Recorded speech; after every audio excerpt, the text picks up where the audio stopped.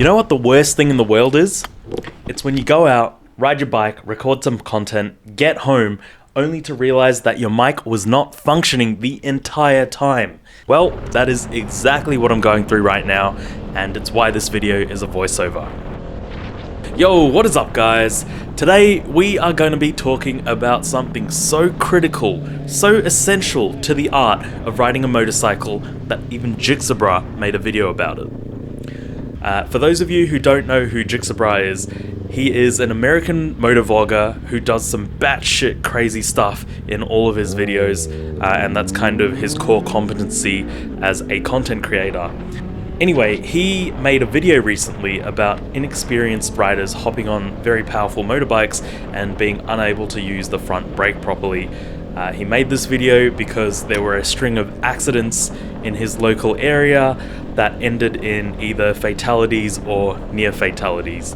And here's one of those videos.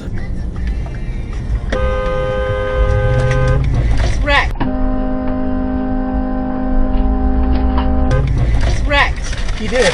So as you can see, this rider panic braked and he ended up grabbing a handful of front brake. He didn't have ABS and he ended up going head over heels over his handlebars. And apparently there were some similar incidents like that within a similar time frame and a similar scenario where you have these young blokes, inexperienced, on these super powerful piss missiles, nearly dying or ending up dying.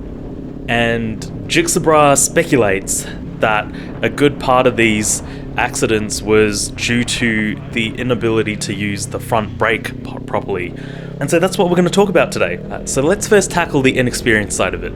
So in America, as far as I understand it, you only have to do an endorsement, which is like a written test, and the moment you finish that, you can legally hop on a turbo booster and send it straight to heaven. That's not so much of an issue here in Victoria. I think we actually go to the opposite end of the scale, where we have to wait 3 years before we can hop on that kind of power with two wheels attached to it. But that's for another video. The legal barriers prevent a good portion of the population, myself included, from getting on a super sport bike straight away. Whereas in America, that barrier doesn't exist, so you can legally do it. The issue with this is that a good portion of these new riders are young males who are seeking adrenaline. Again, I fit into that category. And there is an inherent disadvantage to being part of this category, and it is the fact that your frontal lobe is not yet fully developed. Your frontal lobe in a male is fully developed by the age of 25. Under that, you physically have not completely developed that area of the brain that is responsible for your decision making, for your impulse control, and for your rational thinking, that higher cognitive function that kind of informs your ability to assess certain situations. And I don't know, maybe there's a reason why if you're a new rider, there is a good chance that you're going to be an 18 to 24-year-old male. So couple that underdeveloped frontal lobe with the inexperience of being a brand new rider, and throw in a super sport motorcycle, 600cc or above, and you've got yourself a really nice recipe for disaster. If you're a male under the age of 25, you won't be able to control the fact that your frontal lobe is yet to be fully developed, but you can control your level of experience and practice, which takes me to my next point. Learning emergency braking. When I first got my license, I was dead set on practicing these emergency drills at least once a week. I would go out for the express purpose of emergency braking and emergency swerving. And I am so disappointed in myself because this video came out and it reminded me, it was a wake-up call, like, hey, you aren't practicing your drills anymore. My practicing really dropped off as soon as I properly started dailying my bike, and I kind of am in that sweet spot where I've been riding for over a year, so I'm very much an amateur. I'm fresh, I'm cognizant of that, except because I've been riding for a year, I have a bit more confidence and I'm a bit more complacent. And I actually discussed this in one of my most recent videos. What's he doing? who's approaching me with a baseball bat. Oh no, that was a baseball bat, that's an umbrella. Man, I was so wary. 2 dudes approaching me with hoods and what looked to be a baseball bat wrapped in duct tape. It's fine. Got armored gloves, helmet, and body armor. I'll be fine. I think all beginners should be running ABS. There's no real excuse not to in this day and age when bikes equipped with ABS are so cheap. The only exception I can think of is if the particular bike that you really want just doesn't have ABS.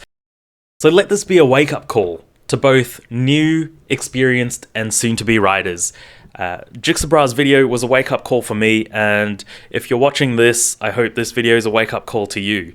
Emergency braking is a perishable skill, so even if you're super experienced, if you haven't practiced emergency braking, it's a skill that you're not gonna have under your belt, regardless of how many years you've been riding for. Go watch some tutorials, practice squeezing your front brake instead of panic grabbing. Go to a car park, a secluded area. Hell, sometimes I'll even practice a panic brake just on a secluded street on the way home. Drill it into your subconscious so that the moment you need it, your practice will apply itself in a real world situation. Gixxer brah makes a really good point, actually, that stuck with me. It's not about coming to a complete stop before you hit the obstacle.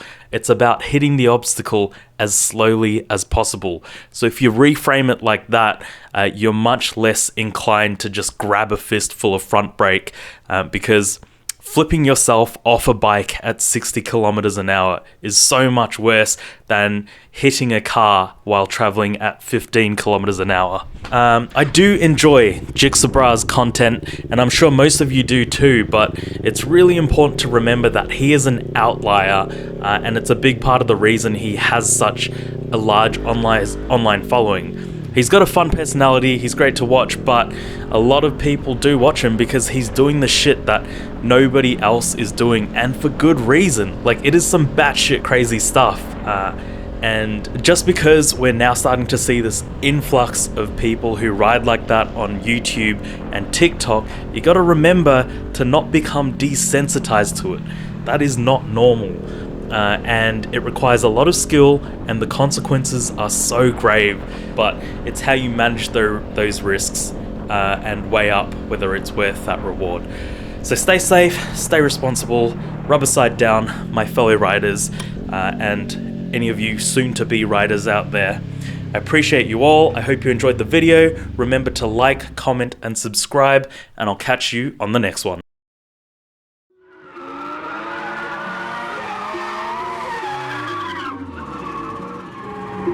You say you've got them guns, but I've never seen you bang. You say you've got them drugs, but I've never seen you slang.